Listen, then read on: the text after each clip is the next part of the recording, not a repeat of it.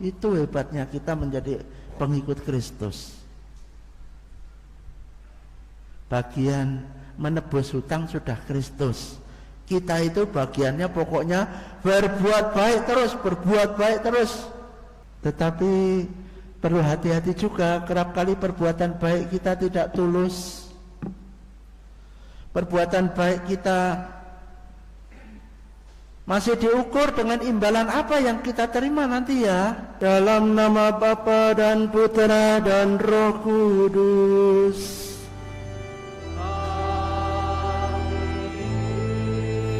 Kasih karunia dan damai sejahtera dari Allah Bapa kita dan dari Tuhan Yesus Kristus bersamamu.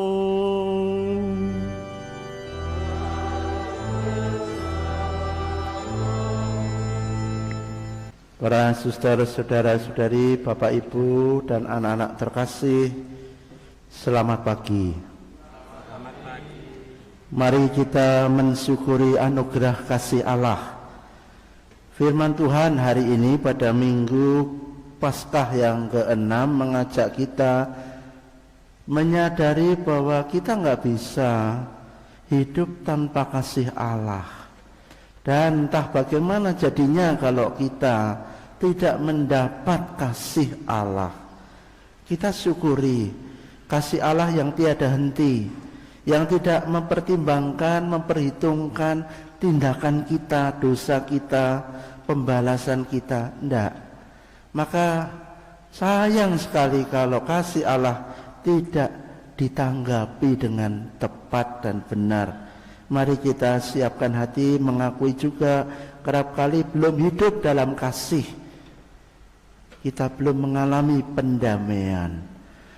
Kita mohon belas kasih Allah supaya pantas ikut serta dalam Ekaristi pagi hari ini. Sekarang ini kita sudah terbiasa dengan istilah screening.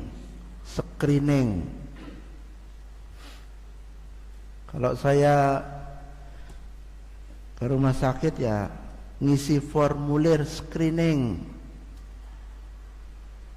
Kalau Anda masuk gereja ini sebelumnya dicek, itu juga screening. Kalau suhunya di atas 37,5 ke atas itu tidak lolos screening, nanti nggak boleh masuk.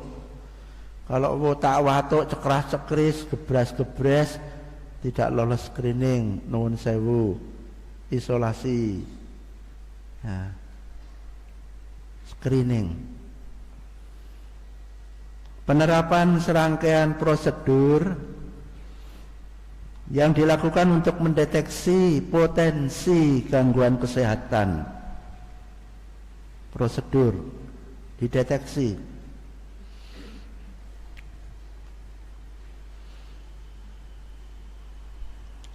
Itu dalam hal kesehatan lahiriah. Saya ingin mengajak merenungkan screening juga perlu untuk kesehatan batiniah. Apakah batin Anda juga di screening atau belum? Kalau sering marah-marah, kalau iri hati, dendam, kok enggak berhenti-berhenti, kalau jengkel terus kambek wong kuwi jengkel ya teman, itu enggak lolos screening loh itu. Ya toh? Nah itu perlu coba dicek, dilihat.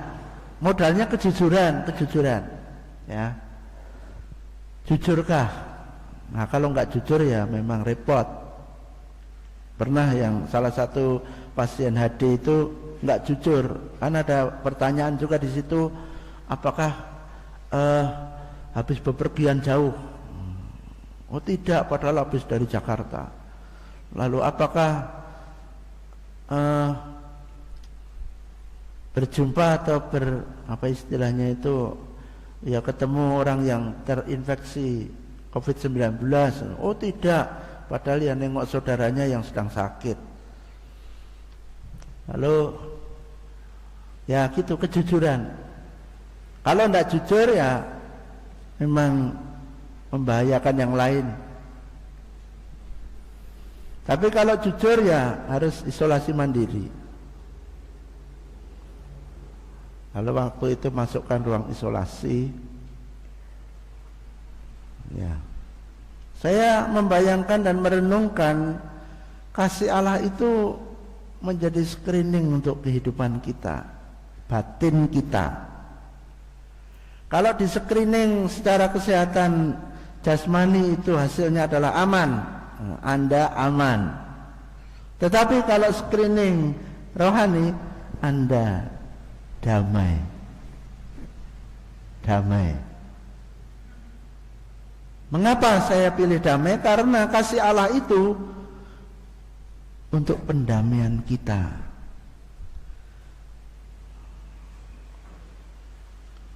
Kasih Allah itu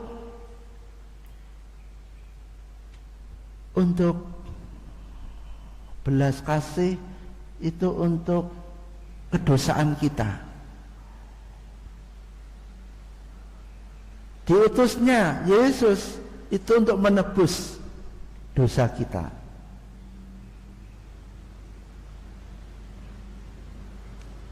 Di situ kita sungguh-sungguh merasakan pemeliharaan Allah yang luar biasa. Kalau kita tidak hidup dalam kasih Allah, nggak lolos screening itu. Harus isolasi mandiri. Lalu dalam renungan saya, wah ini perlu masuk api penyucian ini, supaya memurnikan dulu. Itu isolasi mandiri. Ketika sudah pulih, nah, lolos, aman, damai, RIP,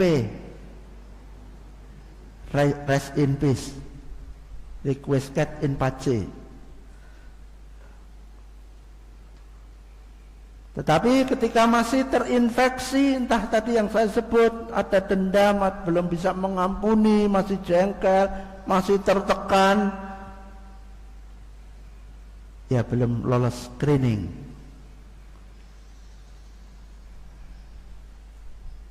Tapi kalau sudah isolasi mandiri, malah saya nemen, ya, tidak makin dimurnikan. Sudah di api penyucian tidak makin murni, tetapi makin jengkel, makin dendam, makin pengen membalas setimpal lebih dari perbuatannya, bahkan nggak lolos. Mampus loh. Tempatnya bukan dalam kerajaan surga. Karena di tempat Allah berada, di surga, itu adalah tempat yang damai. Orang yang tidak mau berdamai, ya kuwi tunggone. Yang menentukan bukan Allah, kita sendiri. Kalau kita tidak mau mengampuni, kalau kita masih tetap dendam, kalau kita tidak mengasihi, ya memang jurusannya mereka. Bukan kehidupan surgawi.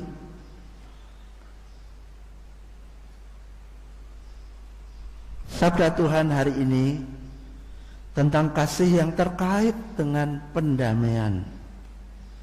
Kita berdoa, kita ekaristi, kita ibadah, kita ke gereja. Untuk apa, saudara-saudari? Kalau bukan untuk pendamaian. Apa yang membuat kita tidak damai? Banyak sekali. Kesalahan orang. Kesalahan orang sik dieling-eling terus. Bahkan wajahnya itu selalu nampak di dalam pikirannya itu. Nek ketemu itu kok rasanya itu kepengin mites. Pada gitu mau kalau sama tumo itu kan kita itu wah wis dipites sih dicokot nek mbiyen. Sudah dipites, sudah mampus saja masih digigit. Terhadap orang yang bersalah kita kerap kali jengkelnya setengah mati. Hutang Hutang yang kerap kali membuat kita tidak damai. Kecuali orangnya memang dablek ya. Hutang yo ditagih tetap kosek nanti belum ada. Sampai sing nagih isin. Ya, kerap kali saya mendengar itu. Yang nagih itu sampai malu. Wong miliknya itu dipinjam kok mau diminta kok malah yang meminta malu. Hutang itu mestinya tidak membuat damai. Maka kalau orang yang meninggal itu lalu ahli warisnya bila masih ada tanggungan mohon diselesaikan dengan ahli waris kan gitu. Ya tidak menjadi tanggungan. Hutang. Dosa pribadi. Dosa itu berhutang Bapak Ibu, Suster. Dosa. Kita mestinya itu berbuat kasih kok malah berbuat dosa. Hutang. Itu yang membuat tidak tenang. Semakin berat hutangnya semakin tidak tenang, ya kan? Hutang 10 miliar dengan hutang 10 juta lain. Makin berat makin tidak tenang. Jiwa tertekan. Banyak hal juga bukan hanya hutang yang membuat kita tertekan. Perlakuan buruk orang lain. Kerap kali saya mendengar juga curhat para suami di bawah ketiak istri itu. Mereka takut anggerus dipendeliki, wah serah karu-karuan. Kalau sudah istri metenteng begini mendelik, wah suaminya mengselep. Tertekan. Itu juga situasi tidak damai. Allah mengasihi kita. Allah menebus dosa kita. Jalan penebusan dipilih oleh Allah, tidak ada yang lain. Kita tidak bisa menggenapi hutang-hutang dosa kita dengan perbuatan kita, dengan amal baik kita, dengan ibadah kita. Tidak bisa. Wong kita menyadari kok perbuatan baik kita itu lebih sedikit dibanding perbuatan jahat kita, nggih mboten. Kerap kali yang lebih banyak kan lebih mudah berbuat yang tidak baik daripada berbuat yang baik.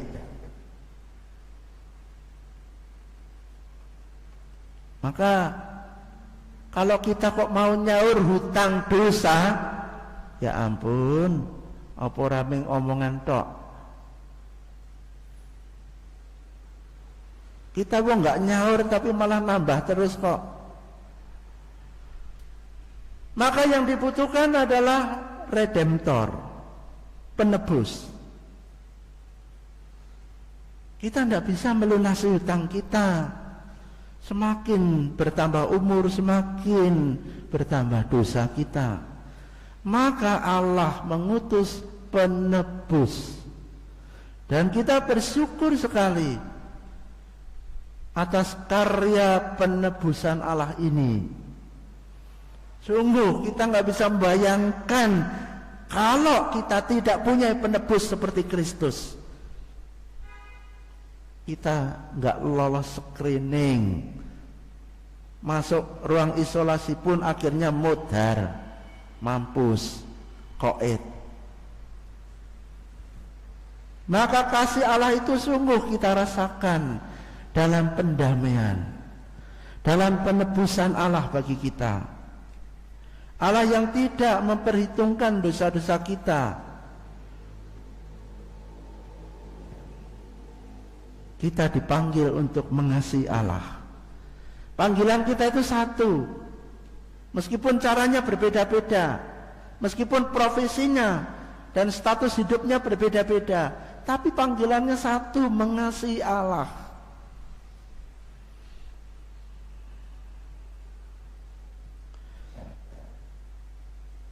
Dengan mengasihi Allah, kita mengalami pendamaian itu. Jadi yang lebih banyak dibuat adalah perbuatan baik terus.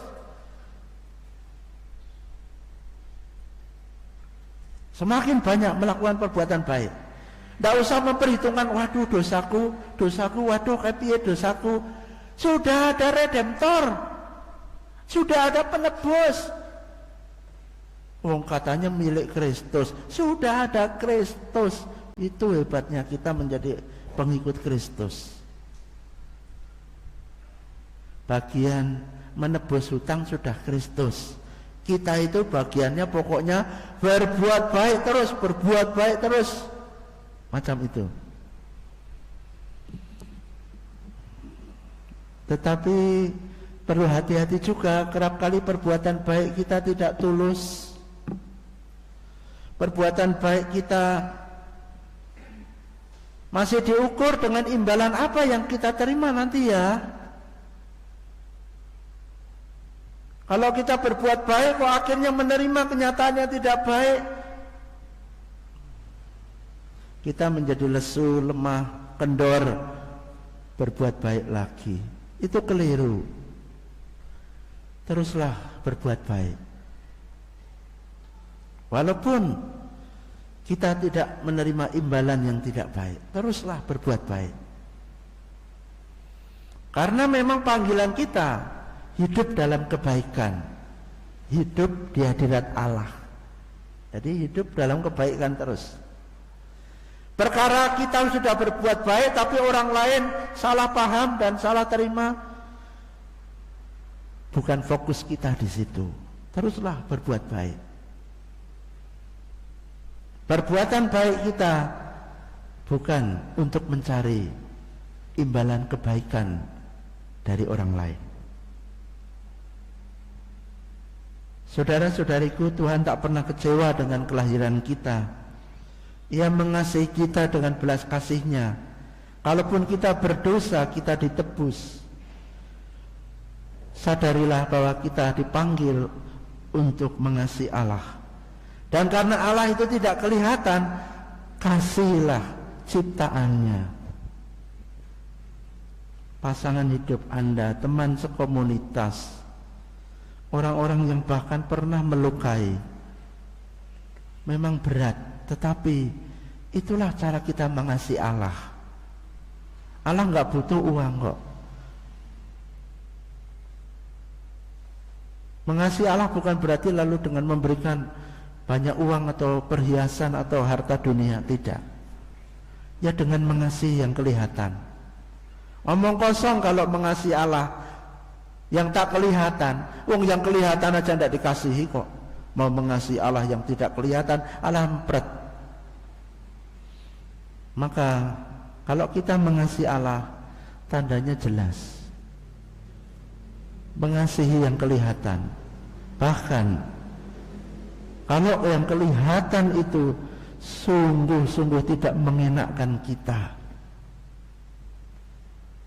pernah menyakiti kita, pernah mengecewakan kita, pernah kita golongkan sebagai orang sulit sedunia. Mencintai Allah sama juga dengan mencintai pekerjaan-pekerjaan kita yang membosankan, yang monoton, yang gitu-gitu saja, yang rezekinya juga segitu saja. Mencintai Allah juga mencintai orang miskin. Kalau Allah mengasihi kita dengan menebus dosa kita, kita mengasihi dengan menerima orang-orang ataupun hal-hal yang tidak selalu mengenakkan dalam kehidupan ini. Sanggupkah kita menerima tantangan ini? Tuhan memberkati. Mari kita akhiri Ekaristi ini dengan menerima berkat dari Tuhan. Tuhan sertamu.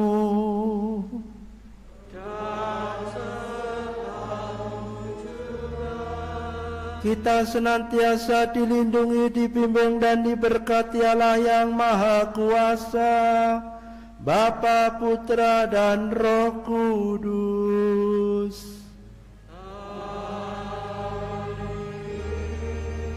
Perayaan Ekaristi sudah selesai. Haleluya, haleluya. Pergilah, kita diutus mewartakan kasih Tuhan.